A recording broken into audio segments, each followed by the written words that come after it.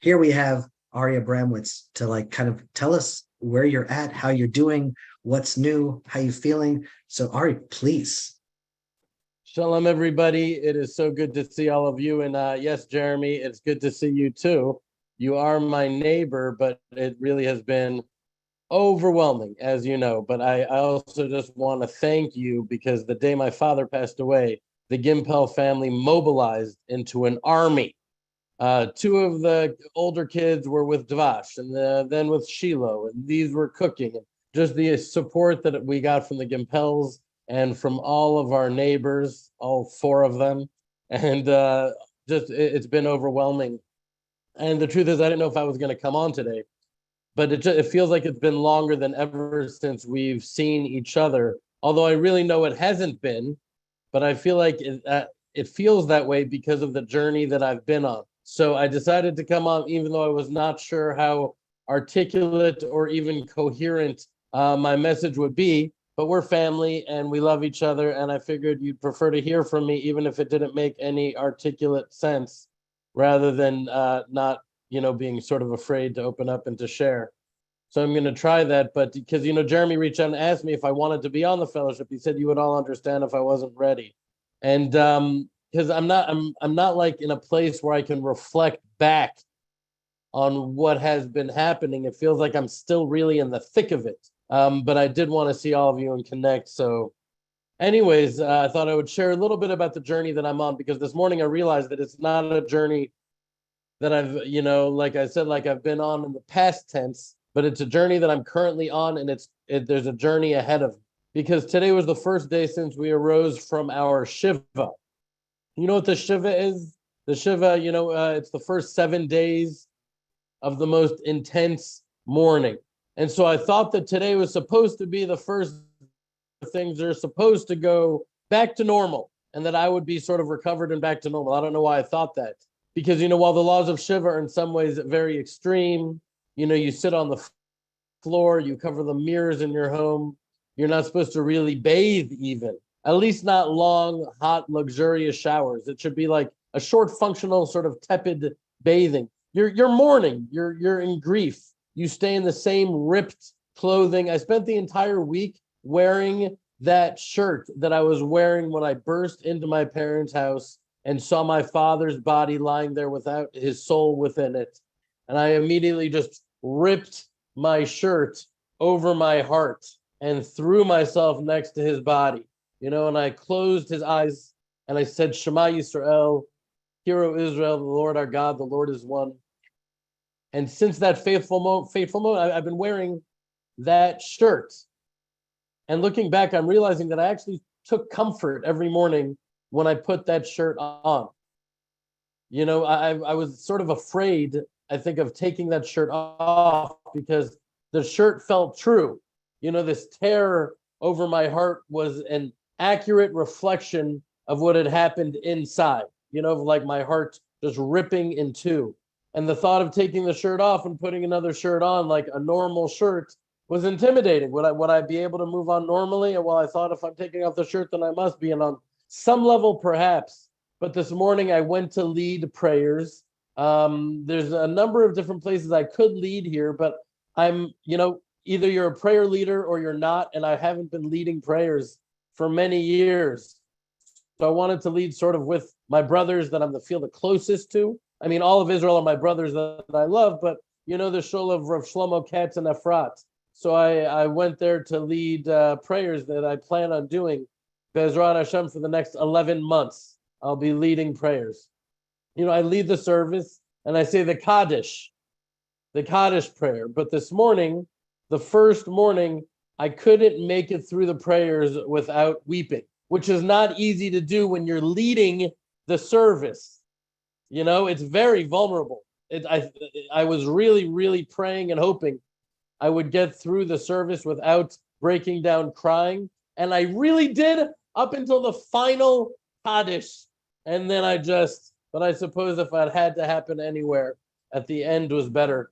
But fortunately, I was surrounded by these holy Jews like my brothers, whose love and patience and invisible embrace, I felt comforting me. In some ways, I actually felt like They came up to me afterwards and hugged me, and I feel like they appreciated it.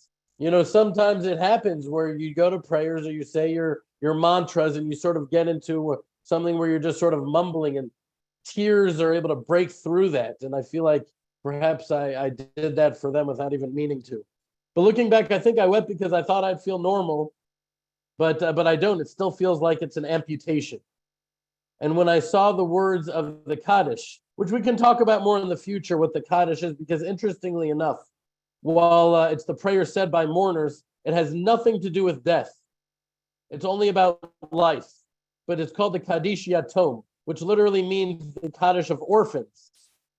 And while I know that I'm a 43-year-old man with my own children, and my mother is still alive, I think the word orphan in English is lacking. It shouldn't be that you're only an orphan if both of your parents are dead. Because if one of your parents is dead, you have one arm amputated. And both, then it's two arms. I don't know if it's like a really great translation. But on some level, even though I'm this grown man with children, and I feel like I'm on some level like I'm an orphan. You know, I've been dreading this moment my whole life, and here it is. But I still find myself really overcome, almost crippled with gratitude.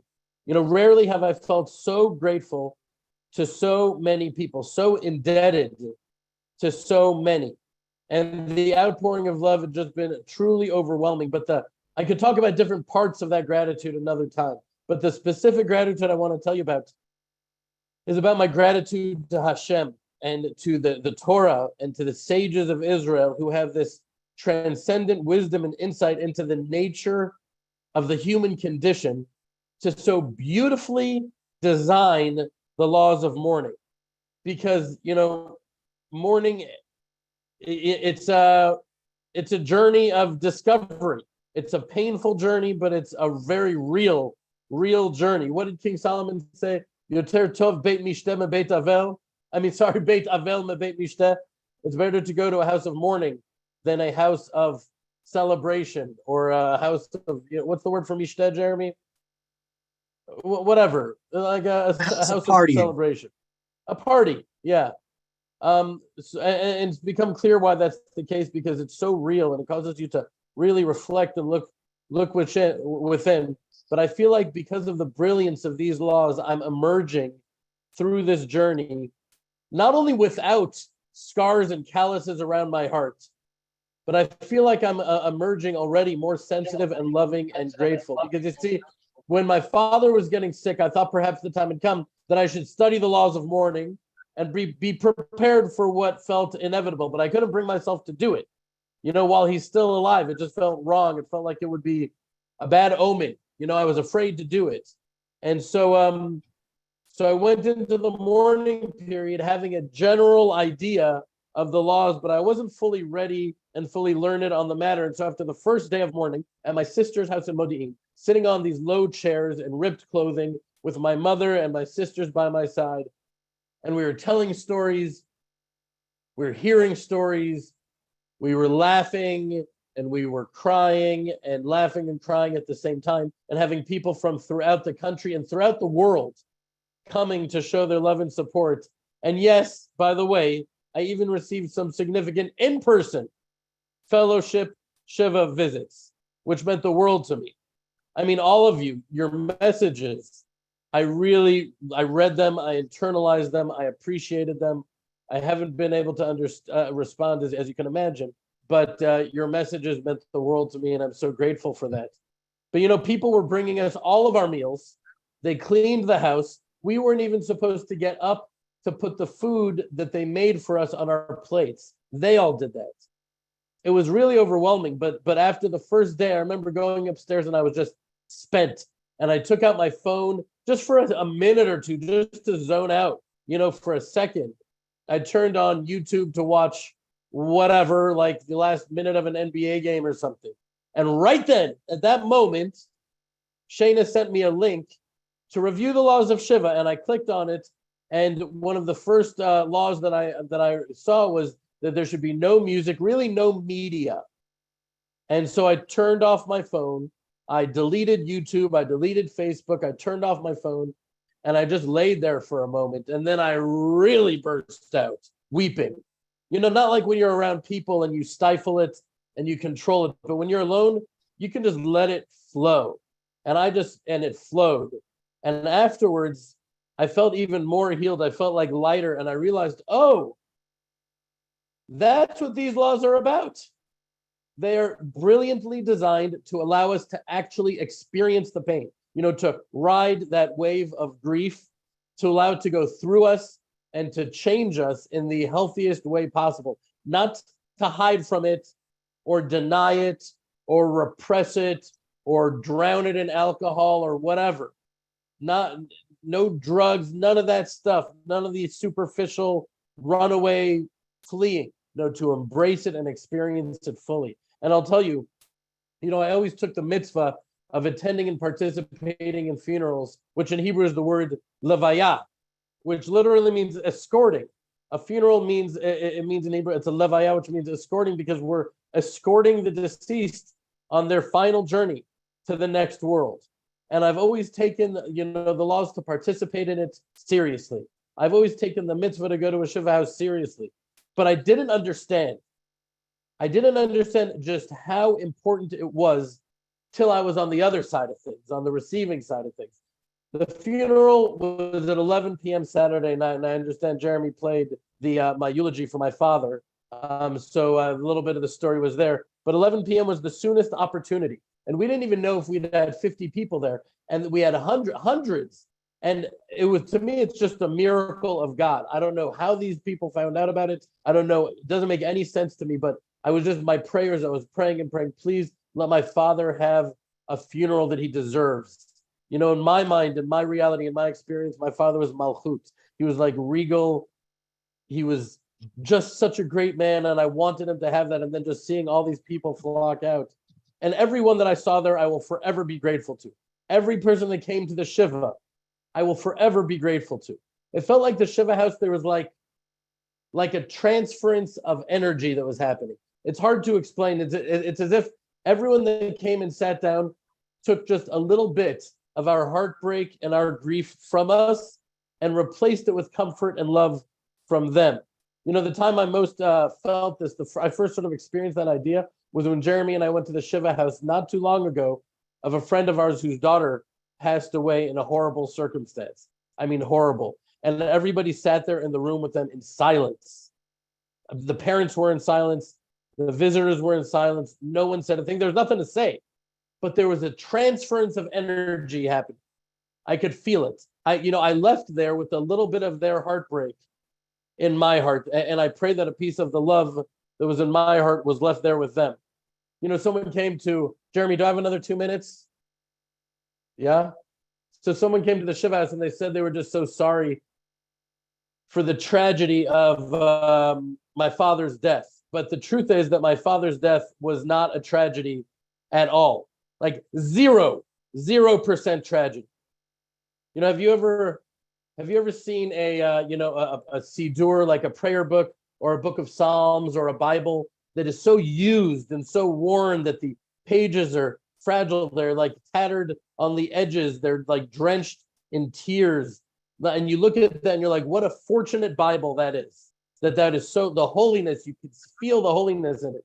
It was well used. When I saw my father's body, lying there on the ground, and I just saw he was just worn and bruised and swollen and broken.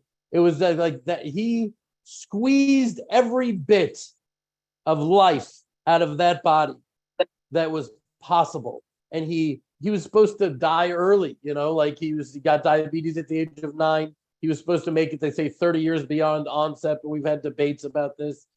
But he wasn't supposed to make it past 40. We all agree about that. He made it to 71. He saw his children and his grandchildren living in the land of Israel, loving the land of Israel, following in his ways, but the ways of our fathers for generations back to biblical times. That is not a tragedy. That is a celebration. Tragedy is what we spoke about last week with the D daughters. Tragedy is parents burying their children. That's tragedy, not what happened with my father. My father's life is a celebration. And while I grieve, and it's very sad, and I will miss him every moment of every day, It's not a tragedy. But it doesn't change the fact that the pain is so intense and it's so real. And the truth is that while the most intense Shiva is over, the Shloshim, the first 30 days of lesser but still very intense mourning is happening. That's what I just started today. No celebrations, no music, so much else. I'm not going to go into the laws, but after the first 30 days, that goes into the first 11 months. And then there's different rules that are more lax in the mourning. But then the period of mourning ends, and we can hopefully proceed in a healthy way, missing our loved ones, but having them alive within us. And just a few hours ago, my sister and I went up to the kever, to where he was buried, as has been the custom for thousands of years when arising from the Shiva mourning period. And it was very emotional, but it was beautiful. And we said the Psalms, beginning with the letters of his name, Mordechai Herschel. And we were standing over his grave, blanketed in the earth of the land of Israel that he loved so much. And after our parting words, we recited the Psalms. And then we put the Israeli flag, which he was so proud of, on the earth above him. Anyways, this will be the first Yom HaAtzmaut, Independence Day, without him. And that will be very difficult because this was a day that he loved so much.